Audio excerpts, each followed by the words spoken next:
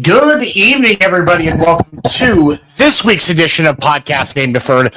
I am your host, Seven. With me is the sexiest man in Santa Ana. He's pulled more tail than a beaver pelter. We've got Ando down below this. No, that is not me, best sir. friend. Oh, no, we've got Ando along with my co-host, the fabulous Craig Newton. He may look a little surly tonight, but that's just because, well, he's old, and that kind of makes people grumpy sometimes. We are going to talk about a lot tonight, including the ALCS and NLCS matchups, along with the pending Super Bowl. Where's my head tonight? Along with the pending World Series. And, of course, we've got some coach hirings that we're going to be talking about.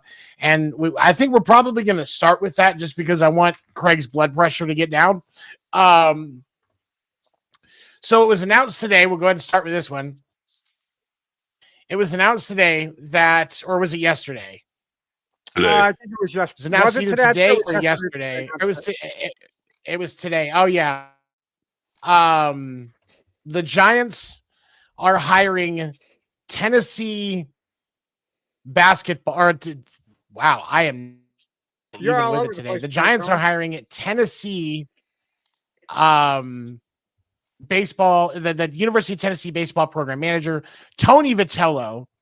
And we are going to go ahead and open up the floor first to allow our good friend Craig to share his thoughts. So Craig, why don't you let us in the mind of the Giants fan mindset about the hiring of Mr. Tony Vitello as the skipper for the Giants? New Coke, the new Star Wars. Those were not good ideas. This guy has not played one fucking inning as a professional ball player, not at any level, not instructional league, not Class A, nowhere. He has not coached in a professional league anywhere. Buster Posey is putting his balls on the line on this one. I'll tell you that right now. If this guy is not successful right out of the chute, Posey, Hall of Fame induction or not, needs to go. This is on him. This is his decision. Now my question is, who the fuck's going to pick the coaches, and how much of activity is this so-called manager going to have on the day-to-day operations of the team? Is Posey going to be calling the shots from behind the screen, or is this manager going to have free reign to pick his coaches, set his lineups, and how's he going to deal with professional ball players? I mean, frickin' Verlander's almost older than this guy. I think he might be older than this guy. He's going to step into a major league clubhouse with absolutely no fucking credentials. But I don't give a fuck about how many fucking championships he won on the college level. The college level, at best, the very best programs is equal to AA ball. That's it. This is a big fucking disaster in the making, I think. And his rah-rah jumping in the stands and all that shit, that ain't going to translate in the clubhouse. That's going to translate in San Francisco. We don't want fucking rah-rah. We want wins. I'm done. No, keep going, please. Please. All right. Entertaining. And I hear what you're saying. So, and Gene asks a question. So, Gene, what's up? I see you. I appreciate you coming through. Thank you, sir. And, because you did mention, he has not played a Laker ball at the professional level, hasn't done anything at the professional level. Why do you have to play the game to know the game? He said, I'm a better analyst than Booger McFarland, but I've never played a high level of football. That's not fair because Booger doesn't know that he's covering football all the time. My question to you, I agree with the question, though, Craig. Where does his experience at the professional level come into play versus, let's say, we talked a lot about Alyssa Nakin or even Albert Pujols. Where does that make a difference in this? Well, let's take Alyssa Nakin. She already had the clubhouse. She had the respect to the players. She had respect to management. She had respect of the front office of the Giants. She knew her shit. You talk to her long enough, you forget she's a fucking woman. She is a coach. She's a professional. She's a lifelong lifer, baseball player, coach. She knows her shit on the major league level. Pujols, come on. I mean, he could have walked in and had respect immediately. I don't know how this guy is going to get the respect of major league players in that clubhouse. And I don't care if Posey walks in and says, look, I'm president of operations. You're going to listen to this guy. You're going to do exactly as he says. Sorry. No, my paycheck is at stake here. My career's at stake here. This guy goes fucking around with lineups and all that stuff and comes in with that rah-rah shit from college level. I'll tune him out so fucking fast. Is there anybody that's on that roster? And this was a question that I had earlier today, and I thought you might know. Is there anybody that's on the University of Tennessee or that's on the Giants roster that played baseball at University of Tennessee? Yes, 3 of them. 2 of them came over on the trade for our relief pitcher. I forget his name. They played for this coach, and then there's also one of our top level rookie prospects also played for Tennessee. But they're not on the major league roster right now. So none of the players that are on the major league roster. Yeah, I don't believe either one of those guys. Either one of them are on the major league roster. They may be come spring training time, but if I'm playing for the Giants, who the hell is this guy, and what the hell is he going to tell me, who's played 15, 8, 9, 10 years in the major leagues, rode the buses, played in the minor leagues. What can this guy tell me? About the pro nothing. game He versus can't tell the college nothing. game. That's fair. Okay. I see what you're saying. Ando, what do you think, man? First off, entertaining as hell. Absolutely love it, Craig. Please don't ever leave this show. I love when you throw rants down. It rivals mine of the Cleveland Browns and Miami Dolphins from Monday night. But if you want to see that, those were fucking amazing. And then my fumble on the 1-yard line. Craig has me slightly beat. I'm not gonna lie. That being said, it is very hard in this day in sports to get the rah-rah cheer from the sideline guy to have any type of motivation or any type of inclination to the game. And we've seen that, right? Mike McDaniels is a perfect example. He's going to be the rah-rah type of guy. Get together. I got this game plan. But when you get popped in the mouth or when you start having that negative culture shift, like the Miami Dolphins are having this year, it's kind of like a where do I go from here? You really can't. So I'm with Craig in believing that this manager is going to be on thin ice from day one. I don't believe he's going to have any say in the lineup. I think it's going to be strictly Buster Posey, right? Buster Posey. Because Buster only is the ESPN analyst. I always get the two mixed up. But Posey, I think, will have his hands. I think Posey will have his hands in the day-to-day operations. And it's just kind of more of a, here, you're going to be the mannequin we put in the window. Don't fuck this up. I think that's what his role is going to be.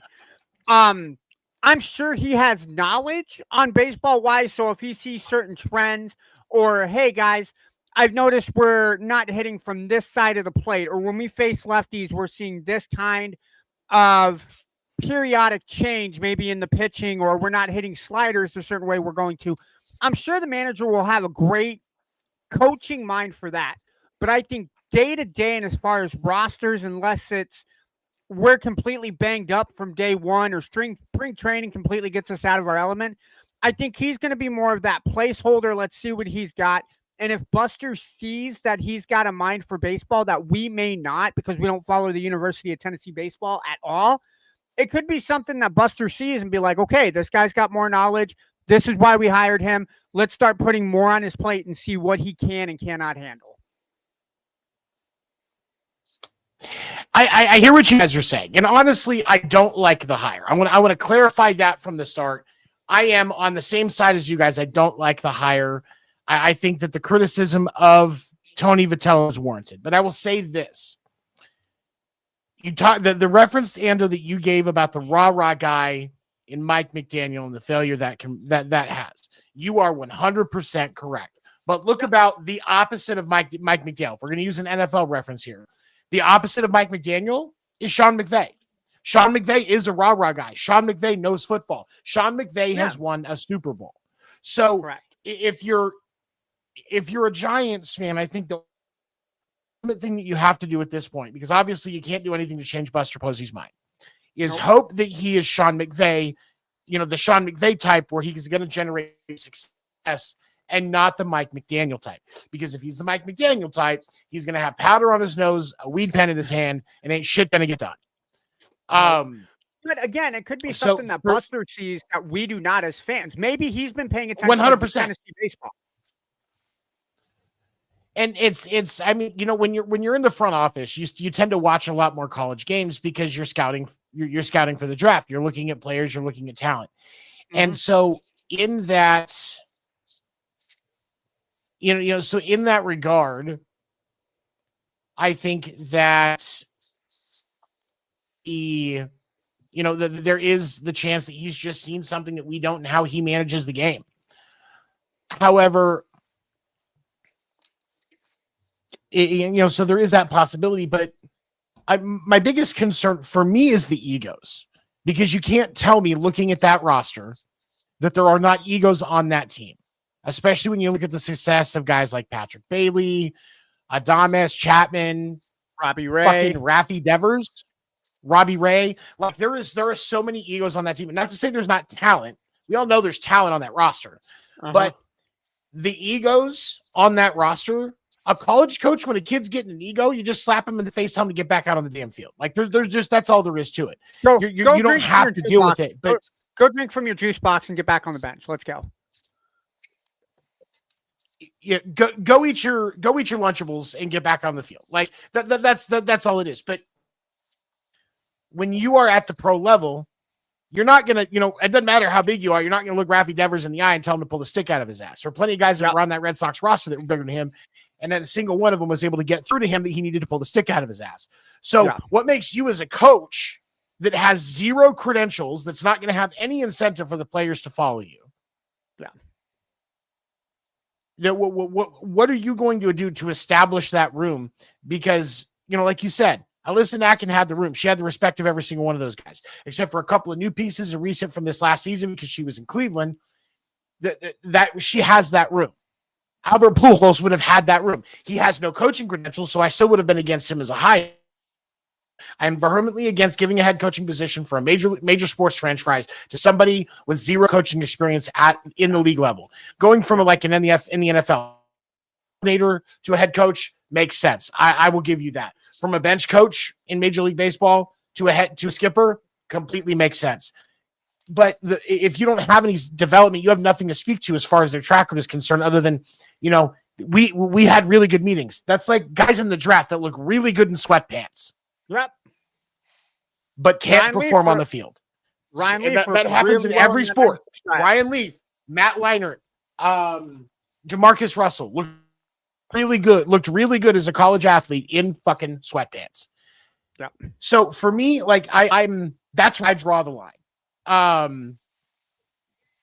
And like Will said, it's all about analytics in sports today. Is his job just to do what the analytics say? That's horrible if that's the case. Yeah. That's really going to screw the Giants, because you can't rely on analytics to run any professional sports franchise. No matter what the sport, no matter what the level, analytics is a tool. It is not the solution. No, it shouldn't be the be all end all. We see time and time again coaches failing because they rely too much on analytics and not enough watching the game, watching what you're seeing in practice, and allowing yourself to make an educated decision while referencing the analytics. So some of those numbers, some of those things can be telling, but they should not be. You shouldn't have ChatGPT building your lineup on your way to the ballpark before you face off against the Dodgers. That should not be agreed. Absolutely not. You know what I mean? Like, there's no reason for it. Okay, the other one, I'm a little less. I have a little bit less of a problem with, and that's Kurt Suzuki being hired by the Angels. He is a first-time manager, but he has done some other coaching in the league, and he is a 16-year veteran of professional baseball. And so there is more experience than what we dealt with what we're dealing with Vitello. And this is a guy that's respected around baseball. That's a guy that walks into the room and has it.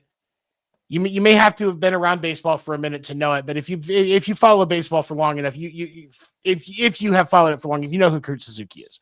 I'm sure that Craig knows him very well. I get older and older as the players I used to interview and hang out in the clubhouse are becoming managers and general managers. It's getting freaking old. See, what are your thoughts on?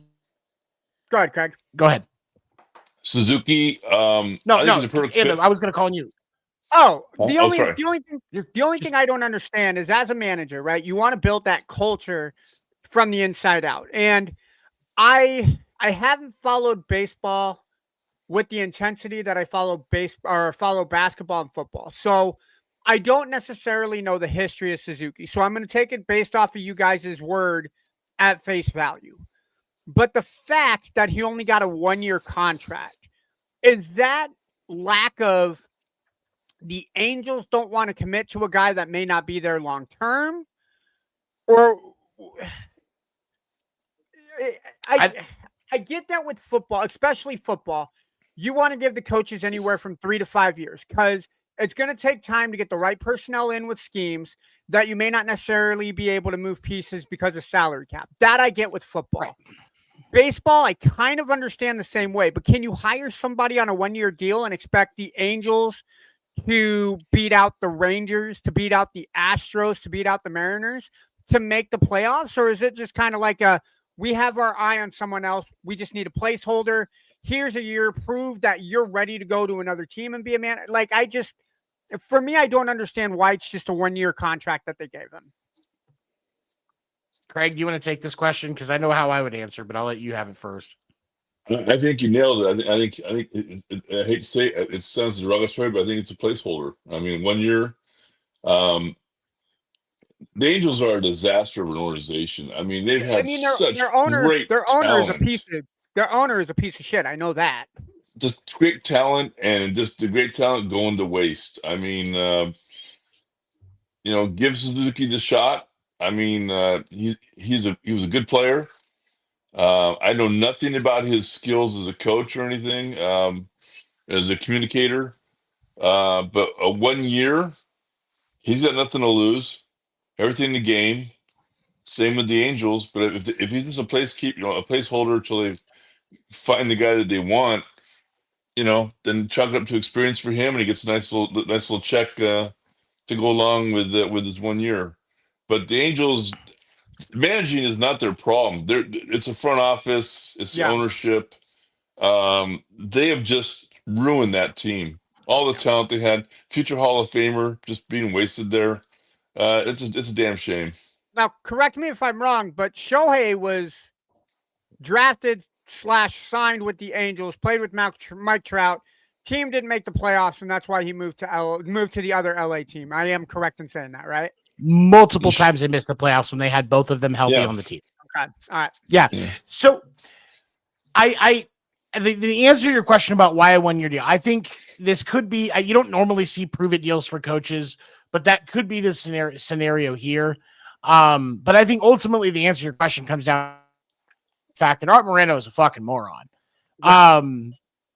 Because especially with baseball, you can't make an impact on a team with just one season. Most of the time, obviously, there are those outliers. Alex Cora won a World Series with the Red Sox his first season in 2018, but that's not there are plenty of other examples like it, but that's not the norm.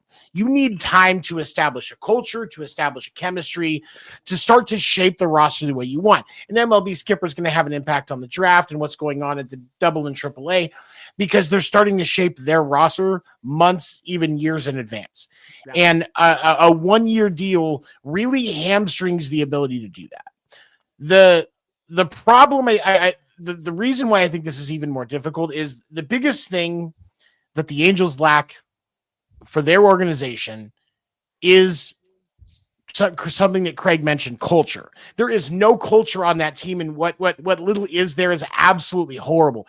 They had, just less than 10 years ago, they had drugs being dealt out of the clubhouse. They had somebody die because of drug use. Their medical team was horrible. It was like they were borrowing him from the Los Angeles Chargers. Like it was a dumpster fire in that organization for a while. And now that we have more talent coming up because they have a decent farm system, they do draft decently. Now that you have some of these other young guys that are starting to make their way up, you have a 1 year manager that, while he does have the and should have the respect of those guys because he did have a great career. Not saying he's a Hall of Famer or anything, but it was a great career. 15, 16 years, that's not something you normally see with a baseball at any level. So to be able to achieve that is remarkable.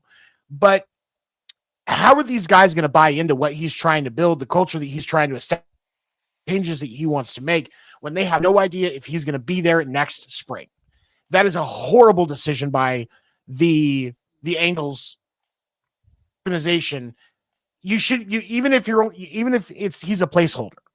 Even if he's a placeholder, let's say that that's what it is. I think it's correct, but let's say, working under the assumption that he's a placeholder,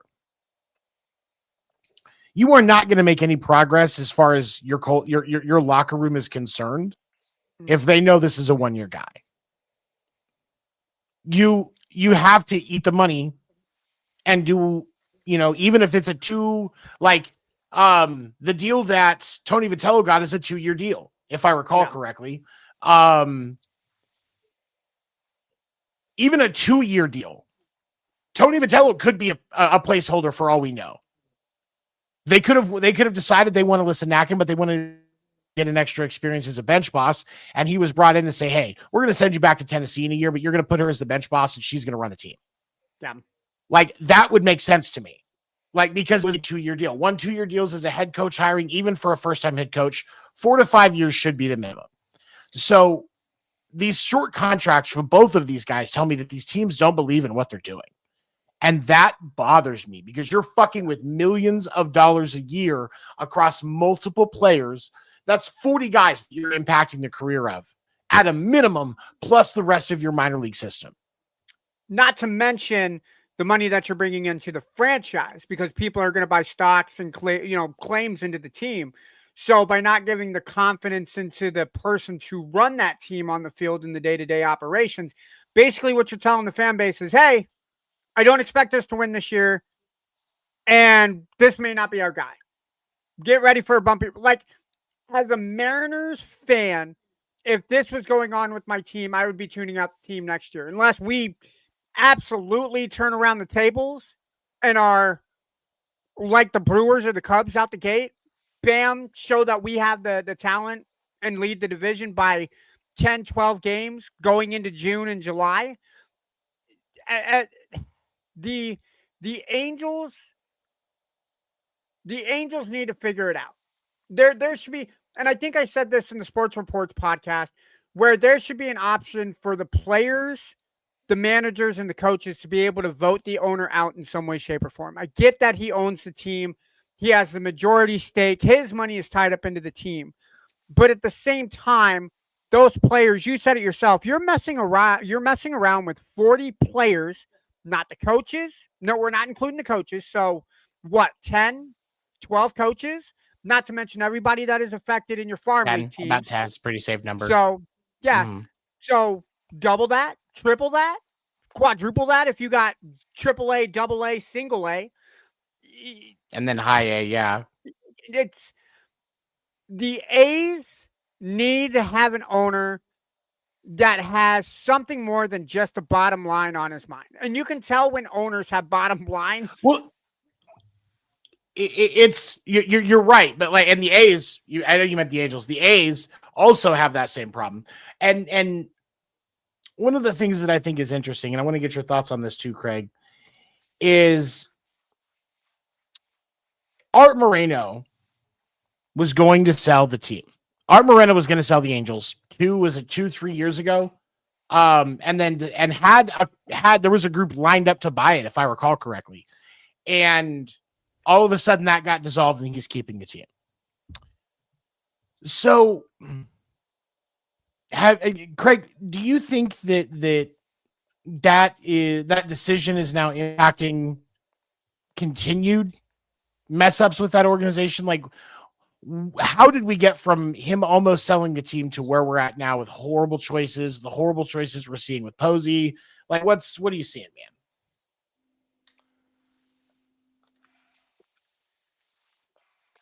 I'm going to kick a dog down the street again. The upcoming lockout, I think, is the reason why you're seeing 2-year contracts, 1-year contracts going forward. I think this is going to be the norm for this season and going into next season, because there's going to be a lockout. There's no reason for the Giants to invest a boatload of money on an unknown. So they better not. I mean, 2 years, okay, fine, but they haven't shared how much money he's going to make. He was making $3 million with Tennessee, and Tennessee tried to lock him into a lifetime contract. So I mean, clearly he has the respect of the college. He has respect of the college leagues, his peers and all that. But the Giants better not be throwing around more than $3 million plus for this guy as an unknown. But yeah, I think this will become the norm. You're not going to see a lot of long-term contracts going forward with managers. Just not. It's going to be a little crazy because if I'm in the clubhouse and I'm the player and you got 1-year contract. And of course, Suzuki, as a player, knows this. He went through a number of managers as a player. Players know that they sniff it out. Guy's not going to be here that long. Why am I listening to him? So he's really got his back up against the wall with going with the Angels. He was a good player. Longevity speaks a lot about his acumen as a ball player, as a catcher, as a team leader. But man, he's hamstrung with just that 1-year contract. Really hamstrung. So I don't know where they. Oh, and by the way, Ando, I was just gonna say, I just realized Vitello is only 4 years older, maybe 5 years older than Verlander. And he Yeah. definitely looks younger. Yeah. I don't know. I think he'll be a one and done. Maybe a year, maybe a season and a half. But yeah, I don't see him unless the Giants.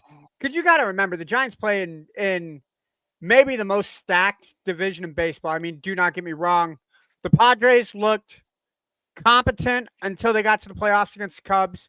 But you play in the same conference as the Dodgers. And if you do not make the right plays at the right time against a team like the Dodgers, now I get it. You're kind of tied with your hands behind your back because of the deferred contracts that the Dodgers have, but you can still make a formidable team to show that you're not messing around. And the Giants, I don't think, took the right step in signing somebody with no major league experience. Yep. It's well, and you're right. That is arguably the most stacked division in baseball because the only team that's not a playoff contender is the Rockies. Yeah, Arizona's a playoff contender. They were sniffing around. They were close. They were actually they stayed in the hunt longer than the Giants this year. Yep.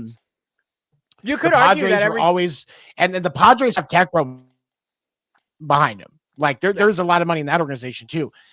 The Giants can either be one of 4 or one of 2, and you don't want to be one of 2. Nope. No, absolutely not. I would say you could argue that every team in the NL West are entertaining to watch. Maybe not for the right reasons. I think a lot of people watch the Rockies to see just how bad they were. And that gets eyes on your ballpark. That gets eyes on your ball club. But at the same time, if you're not going to hire the right people, and again, I've said it 3 times already on the show, Buster may see something that we do not. And hey, if Buster's able to pull a diamond out of the rough, one pull on a claw machine, and you grab that animal, your girlfriend is looking at you like, oh my God, baby, do it again. And you're like, nah, one and done, baby, one and done. But I just, as a fan of baseball, I don't like to hire personally myself. But whereas Vitello is getting 2 years to prove, I don't like that the Angels are handcuffing a single year to Suzuki if Suzuki has the metrics and the resume that he has as a ball player. So. Well said. Well said. They're confusing moves, to say the least. Also, I will say this. I did pull up Art Moreno's Wikipedia page because I wanted to do some digging on this dude. That dude looks like a creepy motherfucker. Like, that dude is long hair away from being like a James Bond villain with the twisty mustache. Like, he is a vaudevillain looking motherfucker. Like, and I'm pretty sure when he was selling the team, it was because I think Art Moreno got me too, if I remember correctly. Or he said some shit he really shouldn't have. Did you think he was No, black? I did not. Okay. No, because it's Art, not Arthur. Listen, pay attention and quit being a dick. Yes, sir. All right, now let's talk about our World Series matchup. First, let's dip over to the NLCS. Okay. We had the Dodgers beat the Thursday night. We saw the Dodgers win Game 4 of the NLCS, beat the Brewers 3-1 with a series sweep. Obviously, the series was kind of dry. I've seen it said a couple of times that the real NLCS was the Dodgers versus the Phillies. Craig, do you agree? Oh, absolutely. Yeah, absolutely. Yeah. That was exciting. Same. Ando, what do you I like the Brewers and the Cubs. What do you think, Ando? I like the Brewers and the Cubs better than I like the Dodgers and the Phillies. I think after about partway through Game 4, I was like, all right, the series is going to be over. I don't think the Phillies got it in them to take it to Game 5. I was really kind of more drawn to the Brewers and the Cubs, even though I didn't think the winner had a chance against the Dodgers. I would have loved to have seen the Cubs and the Dodgers go at it because I think everybody would have pulled for the lovable Cubs. Yep. And that did go 5 series. We saw a little bit of bangers in that series between the Brewers and the Cubs. Brewers winning 9-3, 7-3, then the Cubs coming back winning 6-0. So you had your shutout in the series. And then you had your 2 close ones in Game 3 and Game 5. This this series between the Brewers and the Dodgers, I just don't feel after the way the Brewers lost game 1, I just think they were deflated. I didn't think that they had a chance, and I think it kind of goes back to you need to have the right manager in that mindset. And because the Brewers hadn't been in the championship series, they didn't have that championship knowledge. Because again, you want playoff experience in the playoffs, and you didn't have that with the Brewers. And that showed the rest of the series. Game 2 was 5-1. Game 3 was 3-1. Game 4 was 5-1. So the Brewers bats never took off. So as much as we give credit to the Dodgers, and Erica's not here to completely kick me in the balls today, and I don't want to give credit to the Dodgers. You got to give credit to the Dodgers as much as you got to give flack to the Brewers, because the Brewers came out flat. It is the most important 4 to 7 game series that you're going to have for the season, unless you make it to the World Series, and you come out looking like that. That says a lot about the team.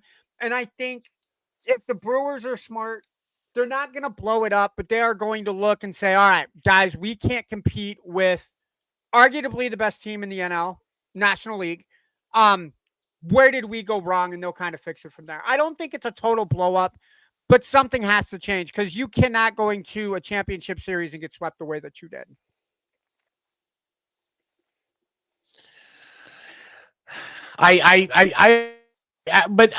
For me, I do think that the Phillies and the Dodgers was the true NLCS. And the thing for me is, the Brewers had the entire formula to beat the Dodgers. They did a great job at it during the regular season. 6-0. That's not an easy thing to do against that lineup. But the Brewers fell flat. And I think that when you look at both of the series that the that the Dodgers were in, both of those series hitting came up flat when the opposing team needed things to connect to actually get one over on the Dodgers. Mm-hmm. And so it makes it more challenging for me to actually think that the Dodgers can stand, because to the Blue Jays' credit, they've been grinding since the ALCS. Mm-hmm. And I know we're going to have to be talking, or they've been grinding since the ALDS. We're going to talk about the Blue Jays series with the Mariners here in a minute, which I know is going to cause you some pain, Ando. But the Blue Jays have the one thing that Blue Jays have consistently done is get hits when they needed it. Not just George Springer, but Vladdy Guerrero Jr. was like 8 for 12 in the ALDS. Like, it was some stupid number. And so you have to, but the Dodgers haven't faced consistency. They've faced flat. And when you have that mentality for that long, because we're at 2 weeks now, essentially, where you've been facing nothing but flat lineups. If Toronto comes out awake, the Dodgers are going to get hit in the mouth, and they're going to have to sit back and respond, because that's going to be very tough for them. And speaking of which, we did see the Blue Jays beat the Mariners in what was a fantastic 7-game series. The Mariners' bats fell inconsistent at very inopportune times. Mariners pitching gave up runs at inopportune times. And Ando, I'll let you have your solo for this one and go off on a rant about it. But Craig, I wanted to get your thoughts first. Did the Mariners or was that, should the Mariners have won that series, or did they deserve what they got based on how they played? Nope, they deserve what they got. I mean, they didn't come through at clutch times. I mean, they didn't. As much as I can't stand George Springer from his history with the Houston Trash Cans, I got to give him credit. I mean, they hit when they had to hit, and the Brewers didn't. I mean, it's I said it was going to be the Blue Jays over the Brewers, and I stood by it, and I wasn't surprised at all. Brewers is a good team, but Brewers they weren't that Mariners? good. I mean, sorry, the Mariners. They're a good team, but We're they all weren't kind that of at good. it tonight. Yeah. All right, Ando. Speak you're your gonna piece, pull brother. three. Oh, Jesus. All right. First off, I'm not gonna beat up the Mariners the way that I beat up the Dolphins on Monday night. First off, hats off to the Seattle Mariners for making it to the ALCS. As a fan of the team since 1998, when I moved to 96 when I moved to Washington State. My grandparents got me in love with baseball, and that's how I became a Mariners fan. 2000 was amazing. 2001 was exceptionally awesome. 116 wins, the most in modern baseball. And then we lose to the Yankees, right? And I think everybody who remembers that team, I think honestly was under the assumption that we were going to make it back. And that is part of the reason why I'm kind of controlling what I'm saying tonight. Because this is a very young Mariners team. Most of our core is locked up. We got J-Rod, we got Cal. Obviously Naylor is the biggest piece I think people want re-signed, at least according to the fan clubs. That is like the absolute number one piece. Our pitching looks good. But this series against the Blue Jays, 7, you said it best, right? The pitching the batting fell flat when we needed it most. The perfect examples was Game 7. Look, to take a 3-1 lead into the bottom of the 7th, I think if you would have polled all Mariner fans, we would have been objectively optimistic, because that entire series, with every game that we lost to the Blue Jays, 13-4 in Game 3, 8-2 in Game 4, 6-2 in Game 6, the Blue Jays went on a run and had that inning where we could not get out of our own way. Not necessarily error-wise, but pitches weren't going where they were supposed to, and our bats did not connect the way that they needed to. And all it took, walk, base hit, home run by Springer. That's all it took, right? I could sit here and say the Mariners were the best team, but as a fan of baseball, I will be the first person to say hats off to the Blue Jays.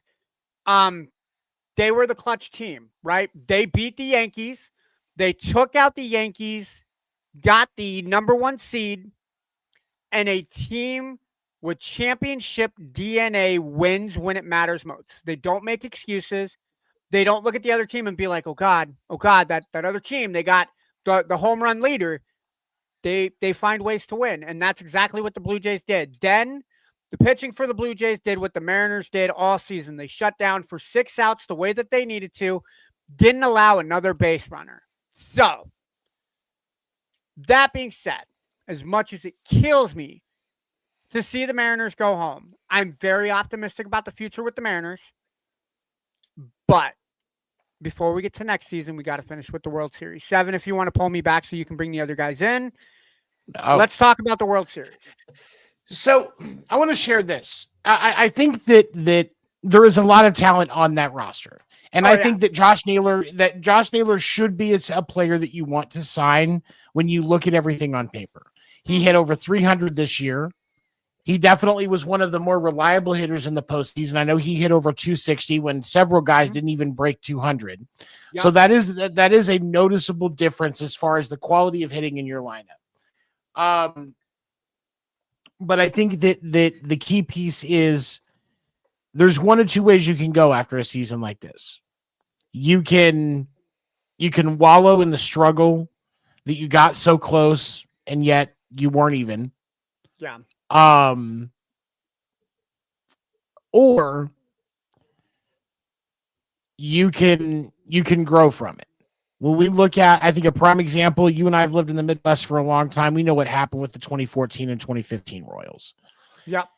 Kansas City lost that 2014 World Series decisively. Like there's a lot of things that will say it was closer than it was. It definitely wasn't as close as Joe Buck was with Madison Bumgarner in that series. I'm pretty sure they were sharing a hotel room. But they're sharing a podcast. Like, what are you talking about? Yeah, they were close. But And I will always be salty about that just because I had to listen to Kansas City fans bitch about it for the entire year. Anyway, we get to 2015. Kansas City continues to grow. Kansas City adds pieces. Then you get to the deadline.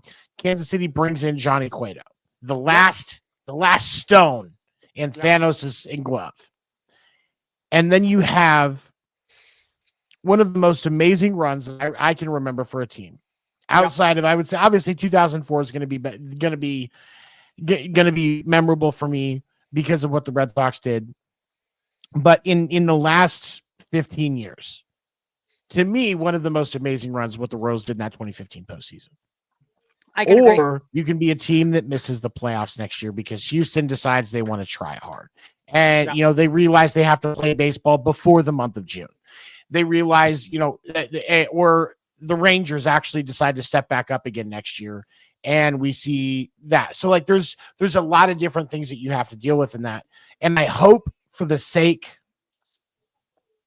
of the Mariners that they choose the path of the Royals and they come back and bounce back from getting hit in the mouth and absolutely own at least the American League West, if not the entire conference next year. Yeah. So now, as Ando alluded to, we turn our sights Friday night, game 1 of the World Series. We are going to have, and this will take place, and Toronto does have home field advantage throughout the World Series because they did have the better record. No, I thought they had because the AL won. Isn't it that the winner of the All-Star game gets home field advantage to the World Series?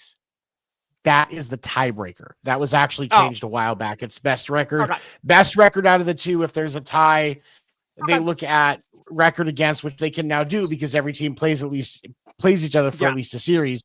And so you don't really need that carrot. But if for some reason there's a tiebreaker, then you look at that. I have to keep telling myself that the Dodgers aren't the 1 seed because they've been so dominant in the playoffs. You would think that they're a 1 seed, but they're not. They're the 3.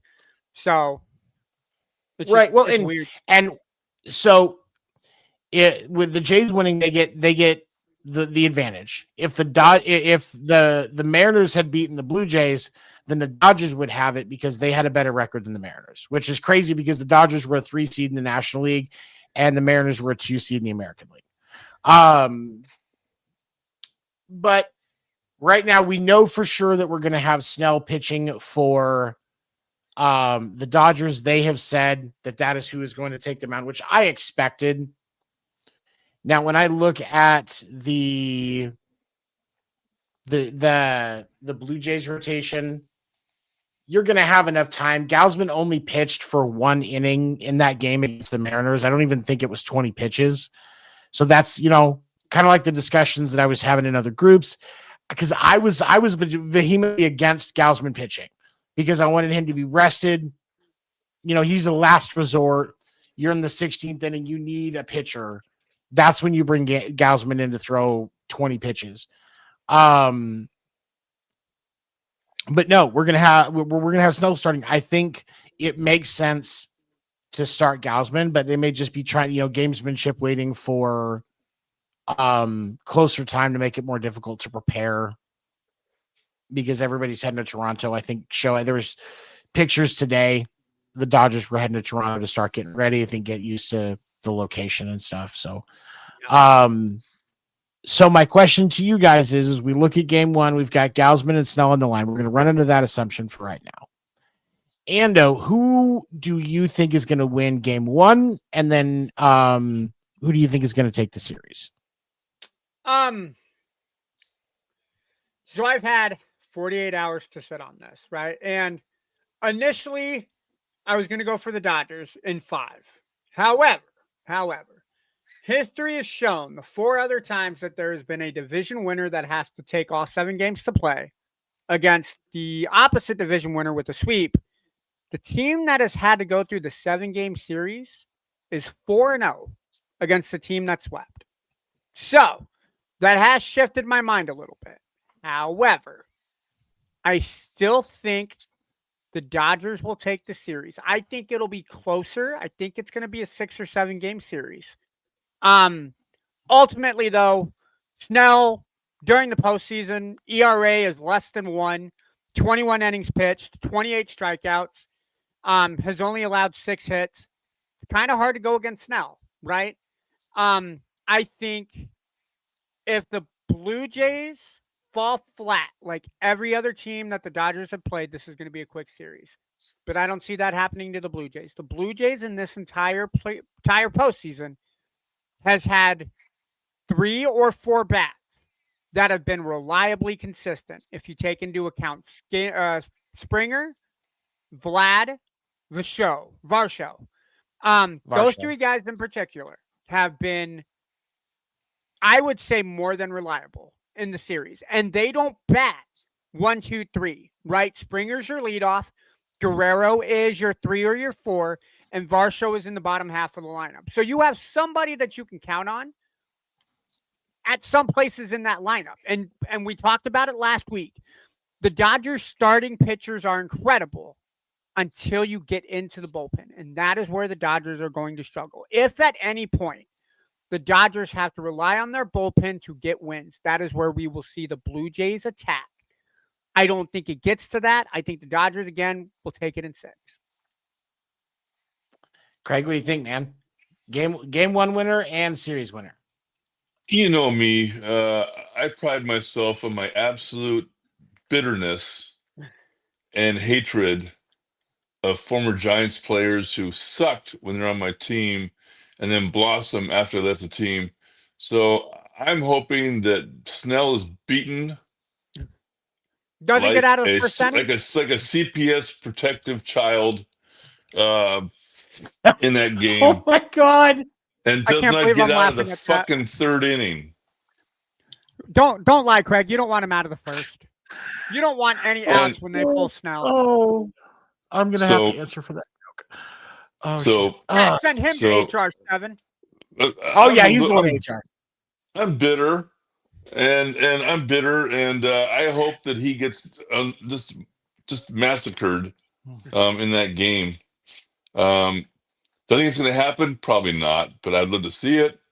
I'd love to see the Canadians take care of the Americans, and the Dodgers just sweep them. I'd love to see that, but I don't think it's going to happen.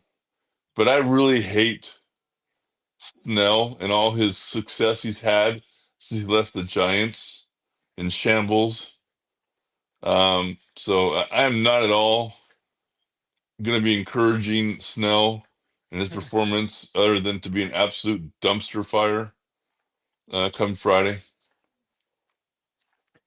Yes, beat him soundly. Beat him soundly. Okay. So here's the thing, and Will in the chat brings up something interesting that I think is an important fact to consider. And I didn't mention this before because I'd forgotten about it, but luckily he posted it. So we'll do a quick reminder, see if it changes your guys' answers after I answer. Bo Bichette is coming back for this series, and he has been instrumental to the success of the Blue Jays this season. Yep. So to that, I will say I like the Jays in game 1. Gausman looked clean against the Mariners, both in his start and in his 1 inning appearance. Mm-hmm. So, and I think that rust, you had 2 weeks, you had essentially had a week off for the Dodgers. No, they didn't even have a week off. They had 3 straight weeks of baseball after the season ended with no break. And then now you're going to give them over a week. It's going to be 8 days? Pretty close. That can be a pretty impactful thing. Yeah. So I will say game 1 is going to go to the Blue Jays because Bo Bichette is going to have a chip on his shoulder and he's going to be hungry. Bo Bichette's going to be going for it. So I will say that the Jays get game 1, but I am going to also say that I think the Dodgers win, but it takes a full 7-game series.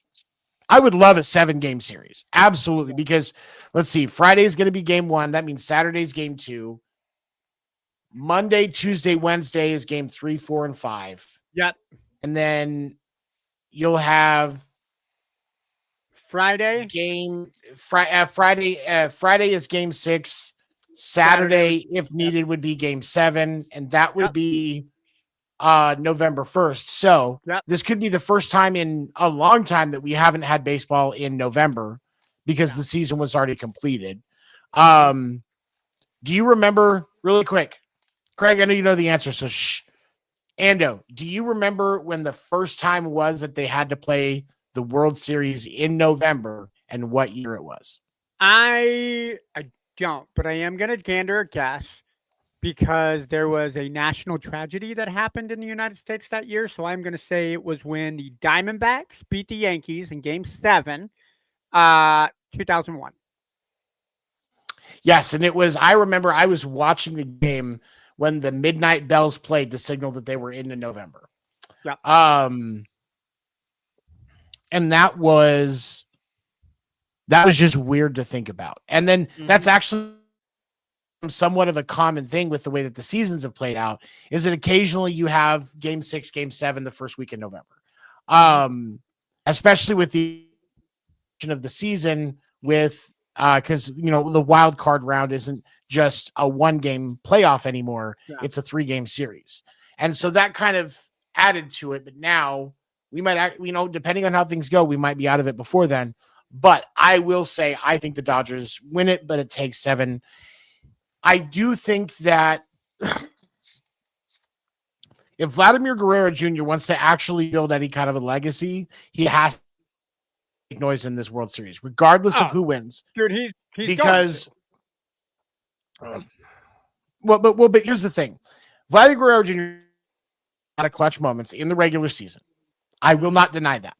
Vladimir Guerrero has not really up to this point until this season really established himself as a playoff powerhouse. But when we think about Vladimir Guerrero Jr., 2 years ago, he won a Golden Glove and everybody laughed because he did not look like a Gold Glove first baseman. I have made countless jokes about that fact. Yeah. I believe you're the first person on Sports Report's podcast to make a joke about the extension that he got. What was it? $700 million over 7-8 years that he got earlier this year? It was $500 million. Okay. Yeah, he got paid though, but to his credit, he immediately gets his team, and he was an impactful player this postseason so far. Yeah. He has immediately responded by getting his team into the World Series. So that by itself should be recognized, and I credit him for it. But if he really wants to cement his legacy, not just be Vladdy's son, but have his own name, like Ken Griffey Jr. going off from Ken Griffey Sr., he has got to make some noise in this postseason and show that there is reliability and consistency there. Because Blue Jays fans, I don't know if you guys know this or not, but they melt down really easy. Like they're like as soft as maple syrup for some reason. I don't know if it's because they're Canadian. They don't get to spend as much time watching baseball as we do because there's snow on the ground. There's snow on the ground 9 months out of the year. Like, I don't know what it is. But Vladimir Guerrero Jr. has to make an impact in this postseason, especially for the Blue Jays to be successful and have a shot to win this, because you need consistent hitting out of Springer, Vladdy, Bo Bichette, Varsho. I think that you need to see you need to see more out of Nathan Lukes. Alejandro Kirk like all of them have to perform, because as much as we hate it, the truth of the matter is that Detroit's lineup is stacked top to bottom. Top to bottom. That's just the way that it is. So for Toronto, they don't have that consistent stack name in every seat like the Dodgers do for their starting line and their rotation. So now you have to show that it doesn't matter, because this is the league's last grip on on any justification for a salary cap, because the Blue Jays don't spend as much as the Dodgers do. They're more of a medium spending team, and they tend to find some success, but they struggle with the fact that they don't spend as much as they probably should, and they're in the toughest division in the American League. So these guys have to connect. They have to be consistent. We need as many of those guys hitting north of 300 as possible throughout this 7-game series. What do you think, Craig? Do you agree? I agree. And if I'm the Dodgers, I don't have to look at the entire lineup to decide who am I going to attack to take out of the game.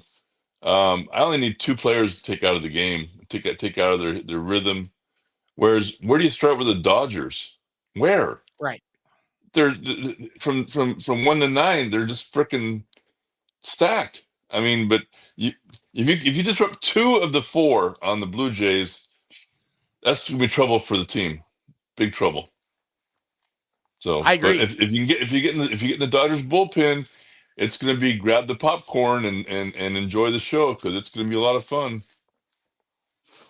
And that's the thing is you've got to, and that's why they've got to be consistent, because you've got to make the starters for the Dodgers uncomfortable. You've got to show consistency. Game 1 and game 2 in Toronto are going to be crucial for that, because if you can get into their heads that they're actually facing a lineup with bats that are connecting, that's going to change their approach as they go into 3, 4, 5 in LA.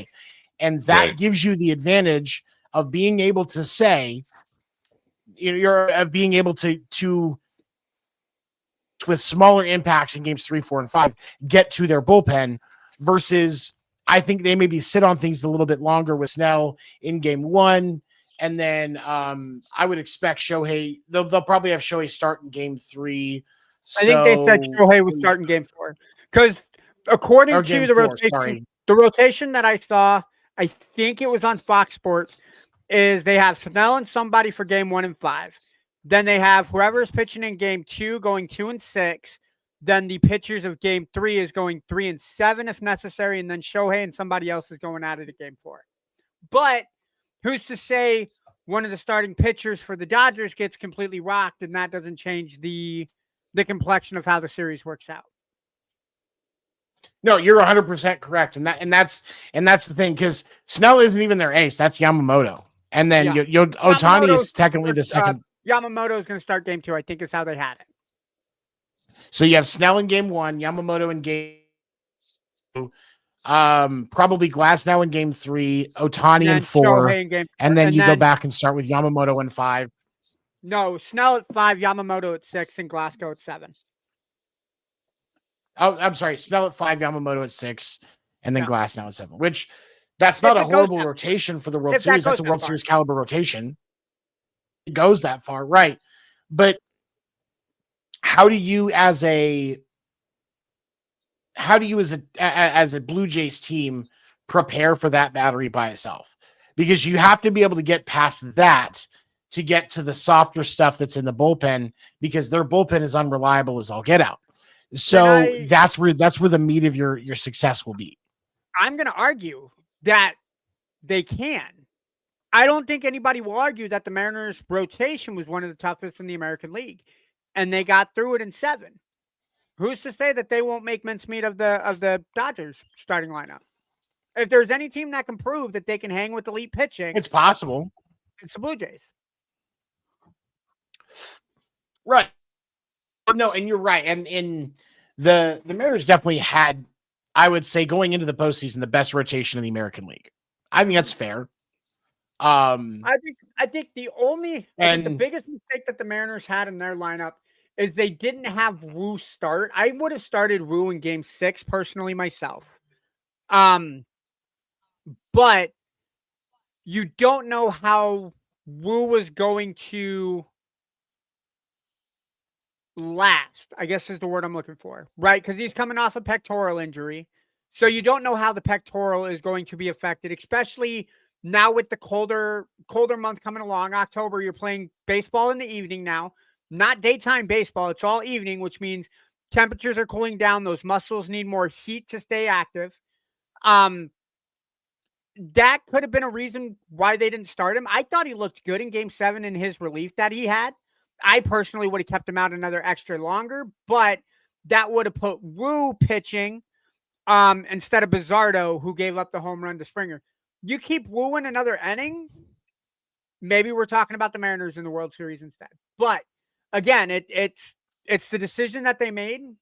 But I think the Blue Jays have proven that rotation be damned. They have people that can hit off every pitcher in the lineup.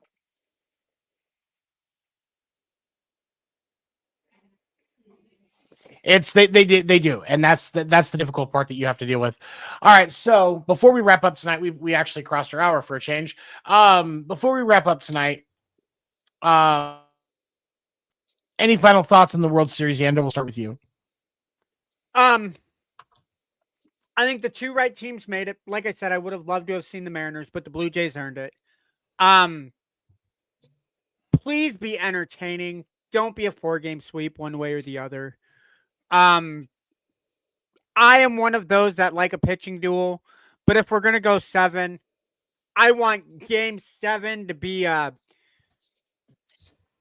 10-9, 9-8 game. Give me a couple dingers.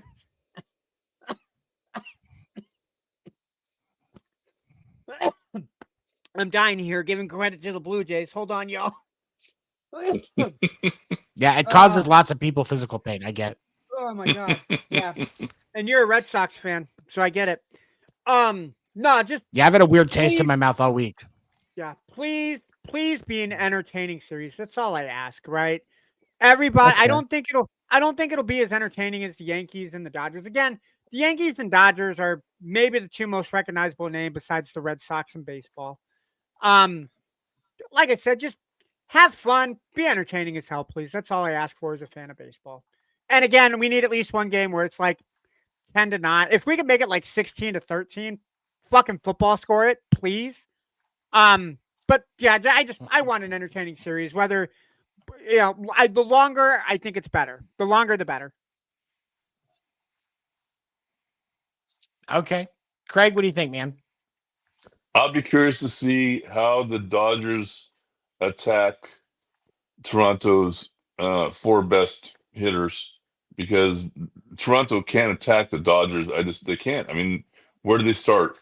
They're all superstars, but Toronto's only got four that they can be attacked and can be handled, I think, by the Dodgers pitching. But I really hope that Toronto gets into the Dodgers bullpen. It's gonna be a lot of fun to see that, and I hope that Snell just gets slaughtered in Game 1. So, is it safe to say that we know Craig wants the Blue Jays to take Game 1 and 5 without question, and Snell gets the decision for the loss? I don't think that's he's a Giants fan. He wants the he wants the Dodgers to get swept embarrassingly, like 20-0 for every game, and for guys like Blake Snell and Andy Pajes, Teoscar Hernandez, and Shohei to all just cry. Just pretty cry. much. I will say this. One of the things I was talking about, where do you attack in that lineup? There are, when I look at it, there are a couple of spots that you can, because Will Smith has been reliable. Tommy Edman has a playoff clutch gene, but he's definitely getting up there, so you can't count on it every time. Mookie defensively is one of the best shortstops in the game. He is a Gold Glove shortstop. I think he actually gets the National League Gold Glove for shortstop this season, but he hasn't been hitting like he was when he was younger. Same with Kike Hernandez. Andy Pajes has actually been a little bit more clutch this postseason, so maybe you pitch around him sometimes. And Teoscar, again, kind of inconsistent. There are, really the things that you have to avoid are Freddie Freeman and obviously Shohei. I would argue Dalton Rushing. I would argue Betts too. You gotta find a way to get those 3 to not make an impact for the Dodgers to have a chance. If you can take those 3 out of the game, you have a shot. That's really where it has to be. And Mookie, if Mookie's not firing all cylinders, that's an advantage. If Kike's not firing on all cylinders, that's an advantage. And if you can get Freddie Freeman off of his game, that's another. The World Series against the Yankees last year. Yep. So the Dodgers are beatable, but the You just have to go out and do it. They're beatable. You just have to do it. You know what Nike says, just do it. Just beat the fucking Dodgers. Okay. I will say as we close out tonight, I love being part of Wild Wire Network. They have given us an amazing platform with lots of individuals to support our content. So thank you to Wild Wire Sports. If you are a sports fan, you should be watching Wild Wire Sports Network every day. Morning and evening, there are shows hosted by knowledgeable individuals that love to share their knowledge and their experience and their thoughts with you, and even hear what you have to say live in the chat when you can catch the show while it's happening. So definitely check it out. Like, comment, subscribe. We would hear from you and get your thoughts on things that you want to hear us talk about. For my friend Ando and my beautifully shaped man of a co-host in Craig Newton. Thank you all so much for supporting us tonight. I'm going to close out with a little video about everything that we do here at Wide Wire Sports Network, and you guys have a great night. Let's go!